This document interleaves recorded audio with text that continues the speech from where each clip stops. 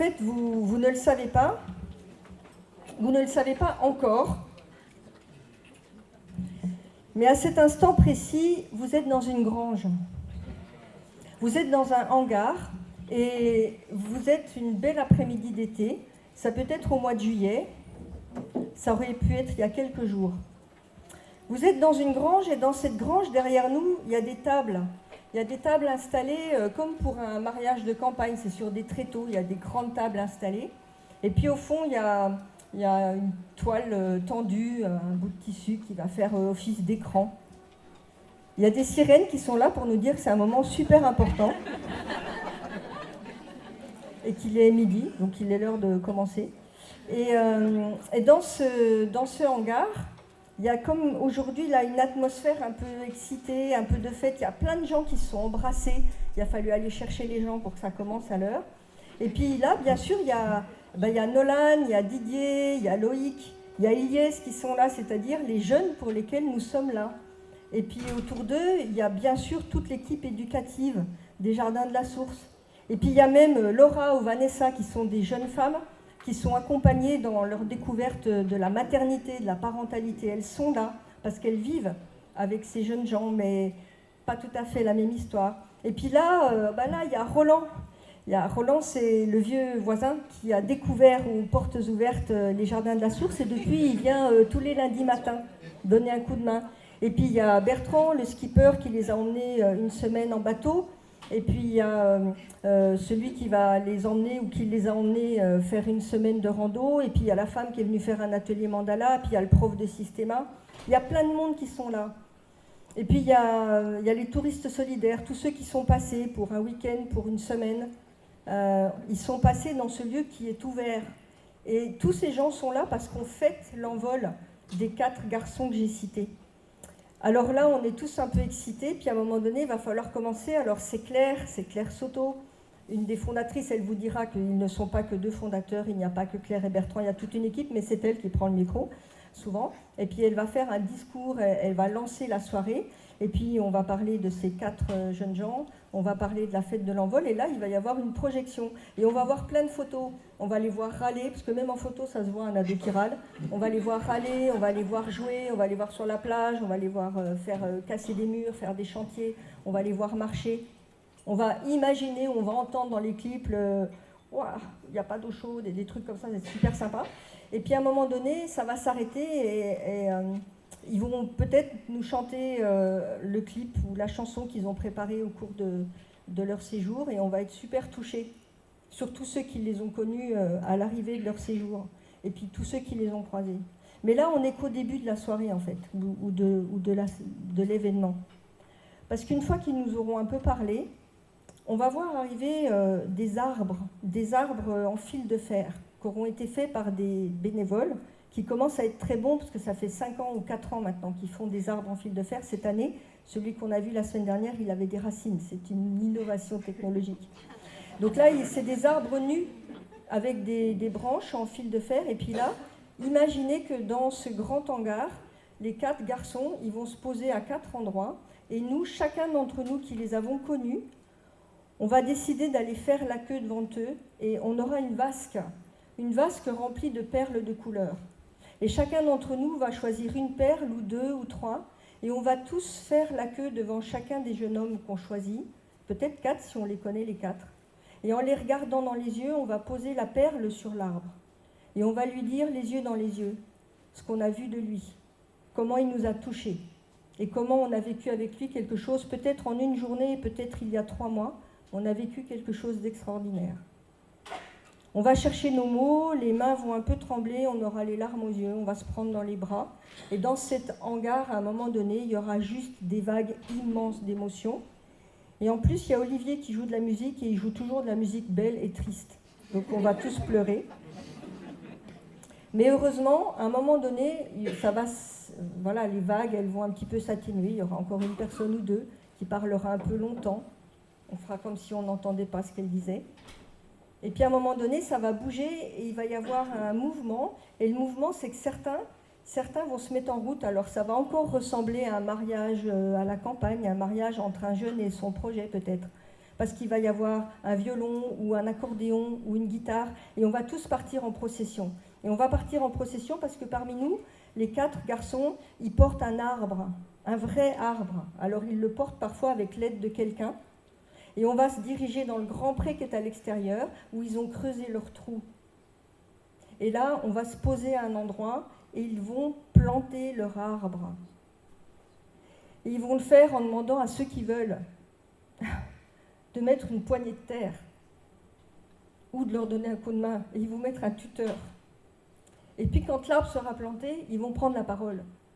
Et très souvent, ils vont lire le poème de vie qu'ils auront eu l'occasion de faire quelques jours auparavant, ou ils ne vont pas parler, ou quelqu'un le fera pour eux, ou ils donneront leur discours. Et on va tous les prendre en photo à côté de cet arbre. Et la règle au Jardin de la Source, on y reviendra, c'est quand vous avez planté un arbre, vous pouvez venir lui rendre visite à tout moment. Alors on rentrera avec la gorge un peu nouée, mais heureusement, là, Olivier jouera des musiques gaies, alors ça va nous aider. On va rentrer, le repas sera bientôt prêt, ça sent super bon. La maîtresse de maison qui tient, ou les maîtresses de maison qui tiennent cette maison, savent faire des miracles avec des trucs qui tiennent au corps et qui arrivent à nourrir des adolescents, c'est vous dire. Et puis à un moment donné, on va quand même faire un dernier truc, c'est qu'on va offrir des cadeaux. Alors à lui, peut-être qui a maintenant envie de se lancer dans un stage pâtisserie, peut-être qu'on va lui offrir une tenue de travail ou on va peut-être offrir une baffle Bluetooth à quelqu'un d'autre. Enfin, on va faire des cadeaux. Et puis, parmi les cadeaux, il y aura des petits carnets noirs. Et les petits carnets noirs, c'est le carnet noir de nos nuits blanches, parce qu'il y a plusieurs bénévoles qui auront passé des nuits blanches à les remplir en découpant tous les témoignages reçus par mail qui s'adressent à chacun des garçons, où plein de gens leur auront écrit des belles choses et on va les découper, on va les coller et il y aura des photos. Et ces carnets, ils sont bien écrits et ils seront toute la soirée à disposition dans le hangar et tous, vous pourrez aller mettre un mot à Ilyes ou à Nolan ou à Didier ou à Loïc en lui souhaitant bonne chance. Et là, la fête ne fait que commencer. Et la nuit se passe à célébrer ce qu'ils sont aujourd'hui et ce qu'ils seront demain. Et ça, c'est la fête de l'envol. Et c'est ça dont va vous parler Claire maintenant.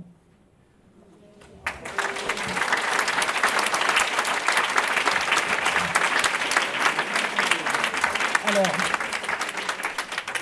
donc Claire, je vais te proposer, je vais te donner ce micro dans une minute, voilà. Je vais te proposer de te présenter, de nous dire où est-ce qu'on était pendant toute cette histoire. Viens ici, que tu sois bien au milieu là.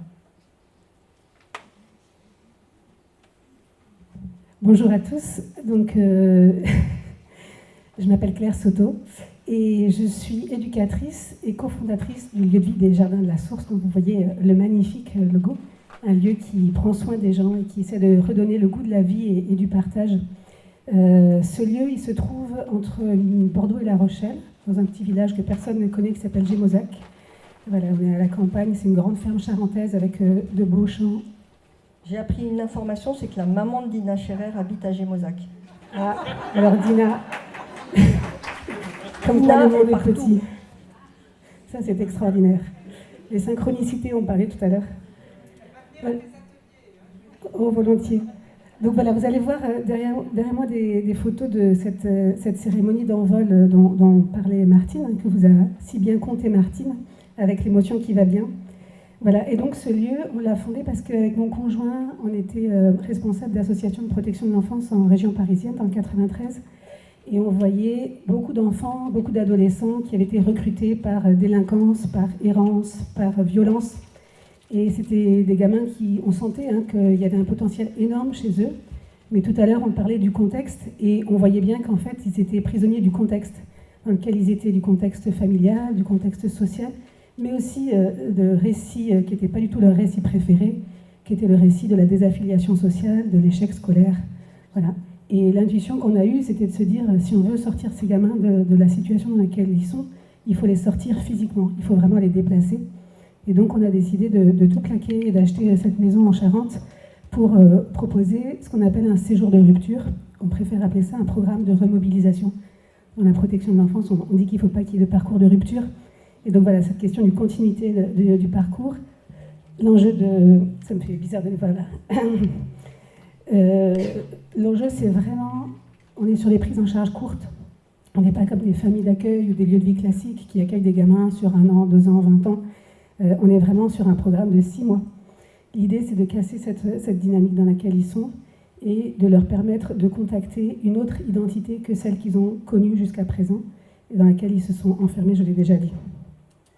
On a appelé ça le programme de l'arbre à soie, parce qu'il y a un proverbe que tout le monde connaît sans doute qui dit « il faut donner à vos enfants des racines et des ailes ». Et l'intuition, c'est vraiment que ces racines, chez ces gamins-là, elles ont été très fragiles, mais que des fois, il ne faut pas grand-chose pour les faire pousser. Un bon terreau, un bon engrais, et il y a des choses magnifiques qui peuvent germer assez rapidement. Donc c'est ce qu'on leur propose dans ce lieu. Et ces racines, en fait, ces expériences-là qui vont leur permettre de contacter autre chose, c'est toutes les médiations, ce qu'on appelle dans le jargon éducatif, les médiations éducatives. Martine parlait de la montagne, on les emmène en haute montagne, là ils partent demain je crois. Ils sont en train de se préparer pour partir 1 semaine faire le tour du pic du Midi d'Osso, sans wifi, sans électricité, sans eau courante, voilà, tout un programme. Sans téléphone. Sans téléphone évidemment. Mais le mieux c'est quand même faire caca dans la nature et se doucher à l'eau des ruisseaux. C'est ça qui est le plus dépaysant. Et en fait, toutes ces expériences-là, donc il y a la montagne, il y a aussi la musique. Et ça, c'est quelque chose de très important, en fait. L'art, c'est extraordinaire, la puissance que ça a. Et donc, Martine faisait allusion à ça, notre musicien préféré, là, Olivier. Il travaille sur la base de poèmes de vie. Il fait une chanson pour les gamins. Et en fait, il met en musique la chanson des gamins. Et sa femme, Sylvaine, fait des clips. Voilà. Donc, je vous invite à aller sur le site internet dont vous aviez l'adresse. Et c'est un travail remarquable parce que c'est comme ça que les gamins peuvent commencer à assumer une identité qu'ils ont parfois eu honte d'assumer. Donc là, cette année, on a un jeune qui se pose beaucoup de questions sur son identité sexuelle. Et il a fait un clip magnifique qui est aussi une forme de documentation poétique, mais qu'il revendique. Il voulait, au début, on n'avait pas les droits à l'image. Il a embêté tout le monde à l'ASE pour qu'il lui donne les droits d'image, pour qu'il puisse publier son clip et qu'il puisse assumer ce qu'il était et ses questionnements. Et donc tout ça, ça participe de cette reconstitution, de cette reconstruction. Et donc, il y a donc tout ce qu'on vient d'expliquer des médiations, mais il y a aussi les rencontres, parce que ce qui permet que, on parlait du terreau tout à l'heure, ce qui permet que cela advienne, c'est aussi le regard qu'on porte sur eux. Et là, on retrouve les pratiques narratives, le regard d'amour, on recourt de la bienveillance, le droit à être ce qu'on n'a pas imaginé qu'il pouvait être, et donc cette non-détermination à l'avance de ce que va devenir le jeune qui est devant nous. Je peux juste glisser un point là. Moi, ce qui m'a vraiment frappé, c'est l'aspect communautaire. C'est-à-dire, c'est pas une personne, c'est pas 3 personnes, c'est pas 12 qui vont avoir un regard sur le jeune homme en question. C'est une communauté, il y a 60 personnes qui sont les voisins, qui sont les gens qui les ont croisés, peut-être la personne qui les a acceptés en stage chez elle. Et quand on voit ce que c'est qu'une communauté, vous voyez quelques photos là, il y a vraiment du monde pour les retours et des personnes qui ne sont pas payées pour avoir ce regard. Ça, c'est un truc super important. Un jour, une des particularités de notre lieu, donc on est dans le cadre de la protection de l'enfance, mais on accueille aussi ce qu'on appelle des touristes solidaires. Donc vous êtes tous bienvenus si vous avez envie de passer des vacances autrement. Ou voilà. L'idée du tourisme solidaire, c'est justement de recréer de l'inclusion sociale. Parce que dans le drame du médico-social, c'est qu'on classe les gens, donc il y a les centres pour les femmes de la rue, les centres pour les toxicos, etc. Et donc là, l'idée, c'est vraiment de faire péter ces cadres-là et de permettre aux jeunes d'être avec des personnes ordinaires. Parce qu'on parlait du langage tout à l'heure, ils ont un langage qui est très typé. Si vous veniez, il y a un mot sur 4 que vous ne comprendriez pas parce que c'est leur jargon à eux. Et donc, se rendre compte que tout le monde ne parle pas comme ça en France et que ce n'est pas parce qu'on est des bobos, mais c'est juste parce qu'ils ont une vision très partielle de ce que c'est la France. Ça, c'est aussi ce que nous permet le tourisme solidaire. Et puis, quand ils en arrivent à ce niveau de rupture, parce que chez nous, c'est quand même un peu la dernière chance, hein, quand des fois, l'année dernière, il y en a 2 qu'on n'a pas pris parce qu'on n'avait plus de place, les 2 gamins, ils ont fini en prison quand même. Voilà. Donc, les jeunes qui ne viennent pas chez nous, c'est l'alternative à la prison ou à l'hôpital psychiatrique parfois. Donc, quand ils arrivent à ce niveau-là, c'est souvent qu'il y a des parcours très, très douloureux. Et un jour, en 2018, là, Didier, un jour, il a pété les plombs et il disait, à la fin de l'émotion, il dit « Heureusement qu'ici, j'ai rencontré enfin des gens qui s'occupaient de moi, mais pas parce qu'ils étaient payés pour ça. » Il a toujours été placé et tous les adultes qui se sont occupés de lui depuis qu'il est bébé, c'est des gens qui étaient payés pour ça. Les puéricultrices, les médecins, les instituts, etc. Donc la gratuité de la relation de quelqu'un qui s'intéresse à lui pour ce qu'il est et pas parce qu'il est payé pour ça, c'est rien que ça, c'est thérapeutique. Donc voilà, cette transformation, cette socialisation, la question qui se pose évidemment, c'est que c'est tellement fort pour eux, même si c'est pas toujours, vous imaginez bien que c'est pas toujours si rose que ça, hein, parce que la violence on la connaît aussi, l'échec on le connaît très souvent, mais la question qui se pose quand même, c'est qu'on voit des gamins qui se métamorphosent et qui sont souvent aux antipodes de ce qu'ils ont été, vraiment. Et la question c'est comment est-ce qu'on fait pour ancrer ça avec un A ? Comment est-ce qu'on fait pour que quand ils vont retourner dans leur famille déconnante, quand ils vont retrouver dans leur quartier, pour que tout ce qu'ils ont vécu, ça ne s'effiloche pas et ça ne disparaisse pas. Et l'idée qu'on a eue, l'intuition, ça a été de dire il faut le célébrer. Et il faut le célébrer communautairement pour qu'il y ait des témoins de ça, et que tous les ans, à l'Ascension, ils puissent revenir au Jardin de la Source et revoir ces témoins, et revoir ces gens qui lui disaient « Ok, tu te souviens quand tu jouais le canon de Pachelbel, alors que les gamins 2 mois plus tôt, ils ne savaient pas jouer au piano. Tu te souviens quand tu avais fait un repas pour 30 personnes, alors qu'il n'avait jamais cuisiné avant d'arriver. » Voilà. Et en fait, ces fêtes de l'Ascension et ces fêtes d'envol, elles permettent de recontacter cette communauté qui les ancre dans cette identité-là. Et donc la fête d'envol, c'est ça qui se passe avec un rituel qu'on a élaboré. Donc à l'époque, on n'y connaissait rien en pratique narrative. Et on faisait de la prose sans le savoir. Et c'est quand Martine a entendu parler du projet et qu'elle est venue faire des poèmes de vie, parce que ce qu'elle a oublié de dire, c'était elle qui nous a fait découvrir la narrative. Et en fait, là, on s'est dit, ouais, en fait, c'est des cérémonies définitionnelles, ce qu'on est en train de faire. Donc elle a déjà décrit voilà, l'émotion les différentes étapes. J'ai pas grand-chose à rajouter par rapport à ça. Je pourrais répondre après des questions. Oui, je rajouterais juste un point, parce que tu parlais des gens qui reviennent. Donc il y a eu une fête de l'envol il y a 4 jours, là. Et il y a eu pour moi, c'est la première fois qu'il y avait autant d'anciens qui revenaient. Et même le travail de communauté, il se fait, c'est que les anciens reviennent, quoi. Et alors ils reviennent parfois, le fils prodige, c'est-à-dire il a réussi, parfois non. Mais ils reviennent parce que de toute façon, leur arbre est là, ils sont accueillis. Et on voit comment, d'une promo, je ne sais pas comment on pourrait l'appeler, d'un groupe à l'autre, il y a aussi ce lien qui se tisse de dire on peut aller plus loin. Voilà, ah, toi aussi, tu as le carnet des mots d'amour, hein, je vais pouvoir y mettre quelque chose, parce que moi, on me l'a fait. Il y a vraiment un travail incroyable de lien entre des personnes qui sont déjà venues et qui reviennent.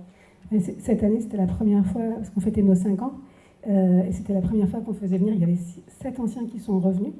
Et effectivement, ce qui était très très heureux pour nous, c'est que d'habitude, on ne revoit que ceux qui vont bien. Ceux qui ne vont pas bien, ils ont honte, ils ont peur de nous décevoir, donc ils ne viennent pas. Et là, ce qui est magnifique, c'est qu'ils sont venus sans peur d'être jugés, sans peur de nous décevoir. Et on sent bien que ça les booste, en fait, qu'ils se retrouvent. Effectivement, moi, mon inquiétude, Martine se moquait de moi, parce que mon inquiétude, c'était que les anciens ne trouvent pas leur place avec les nouveaux. Et en fait, non, parce qu'on parlait tout à l'heure du contexte. En fait, ça crée une identité et un contexte où ils ont le même langage, ils connaissent les mêmes visages, parce que Roland, ça fait des années qu'il vient, parce que les touristes solidaires, dont certains viennent de Paris, de Grenoble, tous les ans, ils traversent la France pour être là, pour entourer les gamins. Donc ça crée des visages connus, et finalement, ça crée un référentiel commun d'expériences vécues, de visages, de discours, etc. Et donc c'est ça qui crée ce commun et qui permet aux jeunes de venir se reconnecter et recharger les batteries, se ressourcer. C'est le nom des Jardins de la Source, mais voilà. Et donc peut-être par rapport pour compléter juste ce que disait Martine sur la question de l'arbre à soie, évidemment le moment le plus fort, les 2 moments les plus forts, c'est le moment de l'arbre à perles, parce qu'il y a beaucoup d'émotions, et enfin, c'est toujours, on s'y habitue pas en fait, donc, tous les ans il y a autant d'émotions. Et puis ce moment où on va en procession avec la cornemuse et les chiens qui hurlent à la mort parce qu'ils n'aiment pas le bruit de la cornemuse. C'est vrai. Et on va planter l'arbre. Et en fait, ce symbole de l'arbre, pour nous, il est hyper important parce qu'il parle d'un double enracinement. D'un enracinement dans ce lieu dont on vient de parler, qui est un lieu ressource au-delà de la prise en charge qui est payée avec un prix de journée très élevé par l'aide sociale à l'enfance. Voilà. Mais l'idée, c'est que même quand on n'est plus payé pour ces gamins-là, ils peuvent revenir comme touristes solidaires. Il y en a même créé une association qui gère une caisse de solidarité qui leur paye leur billet de train et leur séjour pour quand ils veulent revenir, pour que l'argent ne soit jamais un frein. Et puis, c'est cet enracinement dans la communauté humaine. Et c'est vraiment ce qu'ils appellent la grande famille de cœur des Jardins de la Source. Et ça a vraiment du sens pour ces jeunes-là de parler d'une famille de cœur qui n'est pas, voilà, qui est différente évidemment de leur famille de sang, mais qui ouvre des possibles. Voilà. J'ai 2 anecdotes à raconter. Ensuite, on s'était promis d'ouvrir très vite aux questions. Il y en avait beaucoup. Donc, j'y suis arrivée comme touriste solidaire. Il y a 2 moments qui m'ont frappée. Le premier moment, c'est la première promo, le jour où ils ont terriblement essayé de m'apprendre à jouer au bowling. Et là, c'est eux qui me disent « Non, Martine, mets ton pied en avant. Non, ça ne se tient pas comme ça. Vas-y, plus à droite. » J'ai adoré ce moment-là. Et le deuxième moment qui était plus frappant, c'est le jour où ils sont rentrés d'être allés à Saintes, à 2-3. Et ils sont rentrés ce jour-là, c'était la toute première année 2017, très énervés, parce qu'ils marchaient, pour ce que j'en ai comme souvenir, ils marchaient dans la zone piétonne ou dans une rue, et la police municipale s'est adressée directement à eux pour faire un contrôle d'identité. Je crois que tu étais avec eux, et où il y avait Christelle ou toi. Et donc, il y a eu beaucoup de tensions, et ils sont rentrés hyper énervés en disant « Pourquoi dans toute la rue, c'est à nous que… » Et puis ils ont discuté de ça à table, et puis il y avait le gars, un des touristes solidaires qui était là, avec qui il joue au foot depuis 2-3 jours, là. Ils étaient là, ouais, de toute façon, les keufs. Et puis le gars a dit, ouais, c'est vrai que des fois, on n'est pas terrible. Et là, ils se sont regardés et il a fait, c'est vrai que des fois, on n'est pas terrible parce qu'on ne fait pas gaffe. Et ils ont compris que ce gars avec qui il joue au foot depuis 3 jours, c'était un flic, en fait. Mais lui, il a vécu en direct l'état dans lequel ça mettait les jeunes de rentrer et de s'être fait arrêter, de leur point de vue, les seuls au milieu de la rue piétonne, quoi. Et le lieu des Jardins de la Source, ça permet ça. Ça permet cette rencontre où on va parler de ce qu'on vit sans s'être présenté en disant bonjour, je suis placé et bonjour, je suis. Voici mon étiquette. Voilà, il y a moins d'étiquettes. Il y a est-ce que tu sais jouer au bowling ou est-ce que tu es bon à la pétanque. Et là, par contre, l'étiquette de la pétanque, elle compte.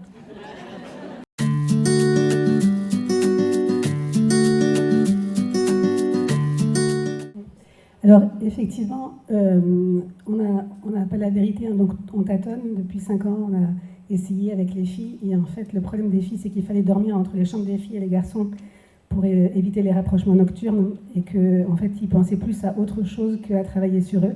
Et donc, malheureusement, il y a 2 ans, on a décidé d'arrêter le travail avec les jeunes filles parce que la compatibilité pour ces bombes à hormones que sont des adolescents, entre travailler avec des filles et travailler avec des garçons, ça ne fonctionnait pas. Donc malheureusement, nous, on a décidé de se consacrer sur des garçons qui ont entre 15 et 17 ans. Et donc, comment ils arrivent chez nous? Ils arrivent chez nous par la protection de l'enfance.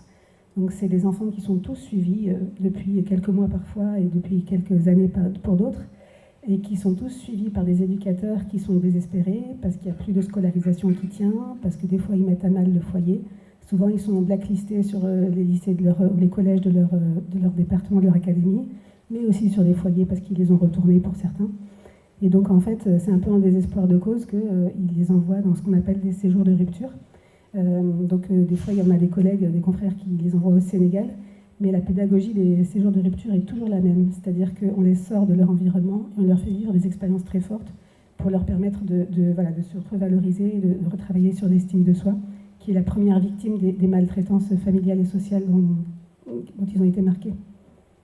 Il y avait une question, j'ai cité des prénoms comme Laura et Vanessa, donc j'ai cité le fait qu'il y avait d'autres personnes qu'ils peuvent côtoyer. Alors, l'autre particularité des Jardins de la Source, en dehors de la mixité ado, ASE et tourisme solidaire, c'est qu'on travaille aussi avec les familles. Donc en fait, on est un peu là dans une logique de prévention, c'est-à-dire l'idée c'est d'essayer de renforcer le lien parent-enfant avant que les situations ne se dégradent trop. Donc quand il y a des enfants qui sont placés par l'aide sociale à l'enfance, on propose à l'aide sociale à l'enfance d'organiser des séjours familiaux qui visent à travailler sur la parentalité, qui aident à renforcer le lien parent-enfant, et là aussi à soutenir les ressources des parents. C'est-à-dire qu'on nous demande souvent des rapports, c'est normal, ils nous envoient des familles parce qu'elles vivent avec nous, donc du coup on peut les observer dans la vie quotidienne, ce que ne fait jamais un travailleur social qui vient quelques heures par semaine, mais qui ne peut pas voir sur une semaine comment ça se passe, et le coucher, et le lever, etc. Donc on fait des rapports, mais on prévient toujours l'ASE qu'on va chercher du côté de la ressource plutôt que du problème. Et ce qui nous intéresse, les problèmes, ils les connaissent déjà. Ce qui nous intéresse, c'est de voir comment le parent reconnaît ses problèmes, comment est-ce qu'il est capable de demander de l'aide, comment il se saisit de l'aide qu'on apporte. Et donc voilà, c'est une grande particularité parce que malheureusement en France, on n'est que 4 lieux à proposer des séjours et des prises en charge pour des familles. Voilà, et ça, c'est les aberrations du système où on laisse les choses pourrir. Et au lieu d'intervenir en prévention en amont, après on met des prix de journée exorbitants pour des séjours de rupture pour les gamins pour lesquels plus personne n'arrive à faire quoi que ce soit. Alors j'ai encore une anecdote. Sur le lieu, il y a donc des salariés de l'équipe. Et un des couples présents, le plus jeune présent au Jardin de la Source, a 1 mois, je crois.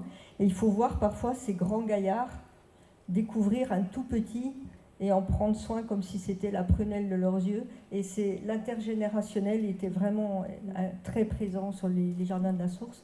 Et ça donne vraiment des liens incroyables, quoi, de relations à tout petit, tout vulnérable, qui crie très fort et qui a faim très vite. Oui, parce que le déplacement, en fait, c'est des enfants, les adolescents qu'on accueille, ils se sont tellement construits avec des stratégies qui sont des stratégies souvent dans la résistance et dans la violence et dans la dureté, que leur petit cœur, ils l'ont bien carapassonné.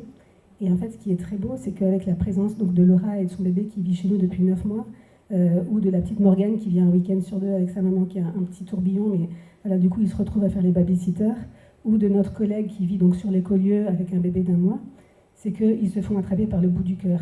Et que finalement, avec un enfant qui est fragile, même le plus violent d'entre eux, le plus brutal, ça devient un ange de douceur et d'attention. Et c'est vrai que de la même manière que le projet qu'on a mis en place avec l'EHPAD, avec les personnes âgées, travailler avec des personnes âgées, ça les met en face de la vulnérabilité et ça les désarme. Voilà. Et donc c'est ça, la rencontre, c'est aussi là qu'elle déplace. Et on peut aussi associer les 2 chiens magnifiques que l'on voit, Mayan et Nanook, qui sont aussi membres de l'équipe éducative à temps plein, parce que c'est des gros chiens puissants et débonnaires, et que tu disais que ce sont des capteurs à attention, et qu'on voit même par leur comportement à quel moment l'attention arrive, et que ça donne une lecture vraiment intéressante, y compris de ta tension. Oui, c'est en général la mienne qui détecte en premier. Parce qu'en fait, quand on est professionnel, on essaye un peu de gérer ses émotions. Bon, moi, je pleure assez facilement, donc quand c'est l'émotion positive, des larmes ou de la tristesse, il le voit vite. La colère, j'essaye quand même de la cacher pour ne pas être agie par elle. Mais le problème, c'est que je me fais balancer, comme ils disent, par ma chienne, qui, dès que je commence à monter en pression, commence à sauter sur tout le monde, à commencer par moi. Et en fait, c'est aussi une manière pour eux de visualiser que c'est pas normal ce qui se passe. C'est-à-dire que quand Mayan commence à sauter dans tous les sens, ils savent qu'ils sont allés trop loin et qu'il y a une tension qui n'est pas supportable pour les chiens. Et ce qui est très drôle, c'est que des fois, c'est les autres qui disent bah, arrête, t'es en train d'énerver Mayan. Donc énerver Claire, c'est pas un souci, mais énerver Mayan, c'est quand même un peu embêtant.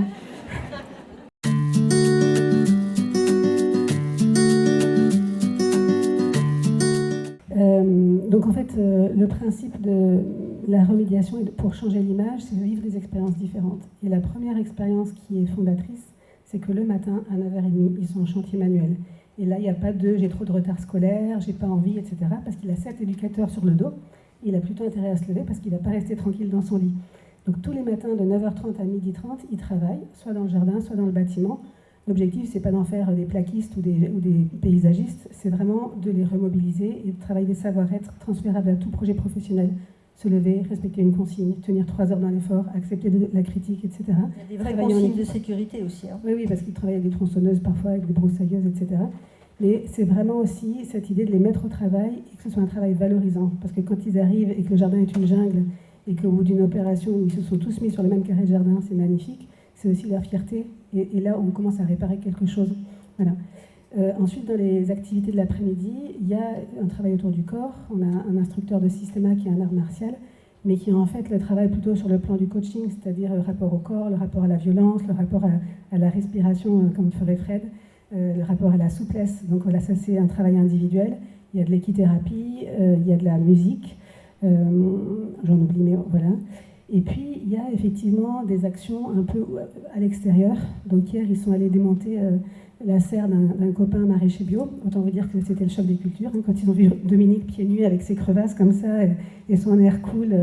Et puis quand ils vont à l'EHPAD, là, l'idée, c'est vraiment la rencontre et le déplacement. Et en fait, ce qui est difficile pour répondre à la question, je ne sais plus d'où elle venait sur l'EHPAD, c'est le support de la rencontre. C'est-à-dire que l'expérience des Jardins de la Source nous apprend que quand on met 2 personnes qui ne se connaissent pas face à face, elles vont vouloir regarder les étiquettes de l'autre. Et en fait, quand on les met toutes les 2 en train de peler des carottes, en fait, elles regardent les carottes et elles commencent à causer. Et donc, la question, c'est comment est-ce qu'on arrive à créer du faire ensemble pour que le être ensemble soit possible. Et donc, avec les l'EHPAD, on a beaucoup galéré. Et en fait, on s'est rendu compte qu'on n'est toujours pas encore au point, parce qu'après, il faut arriver à caler ça dans les plannings et tout ça, mais ce qui marchait le mieux, c'est quand on demandait aux jeunes d'avoir un rôle avec les personnes âgées. Et j'ai un souvenir mémorable d'une après-midi jardinage. Autant vous dire qu'avec les personnes en fauteuil roulant, c'était assez drôle. où les gamins se retrouvaient à faire une course de fauteuil roulant dans le gazon derrière, avec les petites femmes âgées qui étaient avec le dentier qui devait claquer et les chiens qui couraient derrière. Mais en fait, là aussi, ils n'auraient pas été capables d'avoir une discussion, mais ils sont capables de prendre soin à leur manière. Voilà. Et donc, c'est des petites choses, on ne sait pas ce que ça sème, mais quand même, ce qu'on peut dire, c'est que ces rencontres-là, elles ont suscité au moins 2 vocations de jeunes qui étaient deux des plus violents qu'on ait eus, et qui étaient des espèces de grosses baraques, et qui se sont engagés dans les formations de service à la personne. Et donc, voilà, un qui a déjà obtenu son CAP et l'autre qui est en cours. Lieu d'inspiration. Alors, il ne faut pas applaudir trop parce que là, je parle de celui qui a obtenu son CAP. Il n'y en a pas beaucoup qui obtiennent directement leur CAP. Et l'expérience, c'est l'expérience de la petite graine. Hein. C'est que d'abord, il y a l'enfouissement. Et que quand ils partent du jardin de la source, c'est tellement abrasif de se retrouver dans leur milieu d'origine qu'on voit, là, les premiers qu'on voit commencer à sortir de terre, c'est ceux qui sont sortis il y a 2 ans. C'est-à-dire que quand ils partent, c'est un peu désespérant pour nous parce qu'on se dit, mais en fait, tout ça, ça n'a servi à rien. Et là, il faut vraiment avoir la foi de l'éducateur pour se dire, non, mais tout ce qu'on leur a donné, tout ce qu'ils ont reçu comme amour, comme expérience, etc., ça va germer tôt ou tard. Mais c'est pas si évident que ça. Et finalement, c'est peut-être pas l'objectif immédiat. Enfin, c'est pas forcément qu'ils soient diplômés, c'est déjà qu'ils soient un peu plus heureux et qu'ils sachent que quelque part, il y a un lieu et il y a des gens qui les regardent autrement et où ils ont une place différente. Alors, le lieu d'inspiration, oui, on est très très souvent sollicité par des éducateurs qui voudraient monter un projet similaire. Donc, par le tourisme solidaire, on a beaucoup de gens qui viennent. Et on a eu la chance cette année, là en avril, d'organiser la première journée de formation de porteurs de projets en lien avec l'association OSER, donc les organisateurs de séjours éducatifs dits de rupture dont on est adhérent et administrateur. L'idée étant justement de renforcer les repères de ces gens qui veulent monter des projets. Voilà. Après, ce qui est un peu paradoxal, c'est que c'est très attractif ce qu'on fait, mais quand on recrute, c'est l'enfer pour recruter. Parce que c'est beau de loin, mais c'est loin d'être beau. Et du coup, au moment où il faut signer un contrat de travail, il n'y a plus personne. Et donc, on a beaucoup de mal à recruter. On a renoncé à recruter via les réseaux de recrutement des éducateurs professionnels et des travailleurs sociaux. On a renoncé. Et on les attrape par la bande sur les réseaux Facebook de Écovillage et Écolieu, en cherchant des gens qui ont envie d'unifier leur vie professionnelle et leur vie personnelle et qui acceptent de venir sur place vivre avec nous. Voilà. Donc on essaye de passer par ce biais-là. Et le rêve, ce serait de monter un écovillage éducatif, c'est-à-dire d'avoir plusieurs professionnels en habitat léger et que chacun contribue à son niveau et avec ses compétences à la prise en charge des adolescents et au prendre soin des uns et des autres. Et alors, du coup, vous faisiez déjà des pratiques narratives et le fait de vous apercevoir qu'il y avait un contenant autour et d'autres personnes qui pourraient porter la même particularité. Qu'est-ce que ça a changé ? Ce que ça a changé, je pense que d'abord, grâce à Catherine et à l'équipe de la Fabrique Narrative auprès de laquelle je me suis formée il y a 2 ans, je pense que ça m'a donné des super outils. D'abord, je pense que ça a changé ma posture. Bien sûr, il y avait déjà de la bienveillance, mais entre la bienveillance et la posture narrative, il y a un pas qui est un pas très important.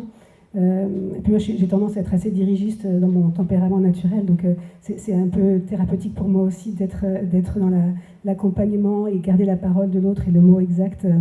Donc voilà, je pense que ça me donne une rigueur que j'avais pas beaucoup.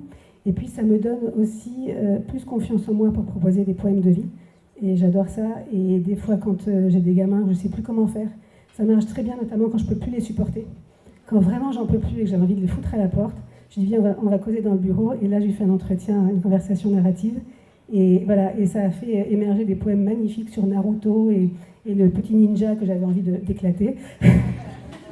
et en fait, voilà, c'est ça que ça permet de décaler et ça permet de remettre du beau et de l'espoir. Donc voilà, et c'est vrai que s'il n'y avait pas la rigueur et la méthodologie, enfin, je ne sais pas comment dire, c'est pas l'approche narrative, voilà, plutôt, je pense que des fois, on resterait plus enfermé dans nos réactions de professionnels et d'humains.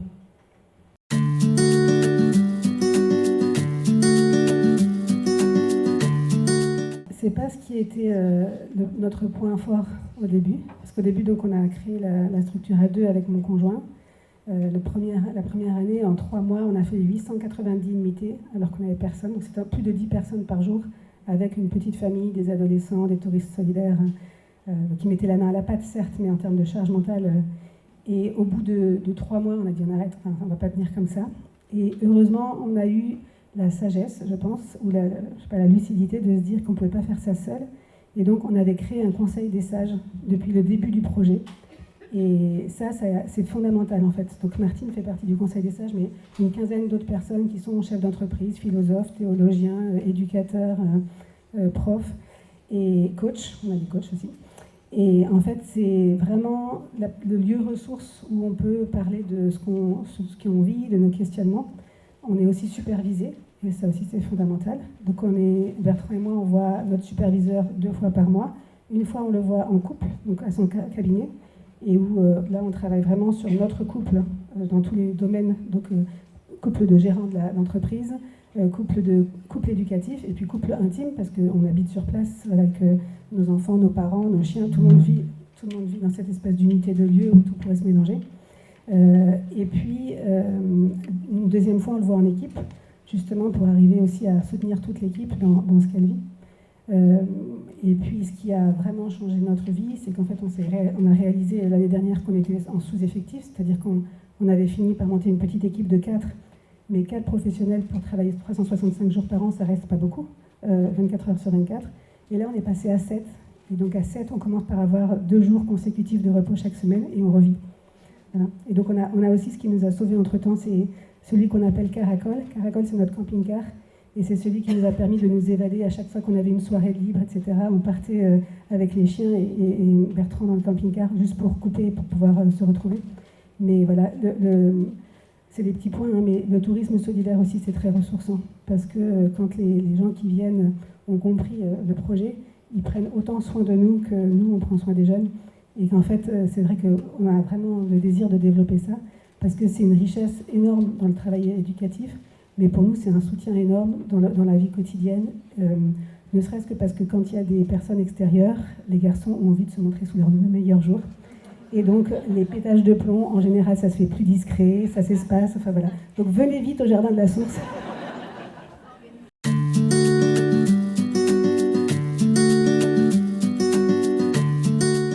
Alors oui, on l'a évidemment pensé, parce que c'est de là qu'on vient. Et en théorie, on trouve ça super. En pratique, ce qu'on a déjà fait, c'est des séjours éducatifs accompagnés. C'est-à-dire qu'une jeune fille qui allait super mal dans son lieu de vie, enfin dans son foyer en l'occurrence, est venue avec son éducateur pendant 1 semaine. Et là, c'était hyper intéressant parce qu'elle était séparée, parce que voilà. Après, faire venir un groupe, je crois qu'on a envie, et puis en même temps, on a un peu peur. Aussi parce qu'on sait très bien que si on fait venir un groupe de jeunes, il y aura du shit qui va venir. Et que notre principal ennemi, l'ennemi public numéro 1 au Jardin de la Source, c'est le cannabis. On arrive avec tous les moyens possibles à limiter, voire interdire son arrivée. Mais on sait très bien que si on avait un groupe de prêves qui venait, on aurait forcément du shit qui viendrait avec. Et que ça, c'est notre terreur, parce que ça les fait rebasculer dans une dynamique et dans un système qui est tout à fait destructeur pour eux. Donc c'est vraiment du cas par cas, mais plutôt en individuel que sur les collectifs des groupes. Et d'une manière générale, notre approche fait que Bertrand n'a pas pu venir aujourd'hui, mais il est vraiment, on n'en pouvait plus des institutions. Et donc il y a une chose qui nous tient à cœur, c'est de ne pas être dans le prêt-à-porter, mais dans la haute couture. Donc quand il y a des idées ou des projets, il ne faut pas hésiter à nous contacter. Après, on peut pas, voilà, on ne sait pas, mais en tout cas, il ne faut pas se limiter dans le contact et la demande. Alors, pas dans les 10 jours qui viennent, parce qu'ils en profitent, ils sont en congé, mais dès le 11e jour, vous pouvez remplir la boîte mail de propositions. Je pense qu'on peut vous applaudir très fort. Merci beaucoup.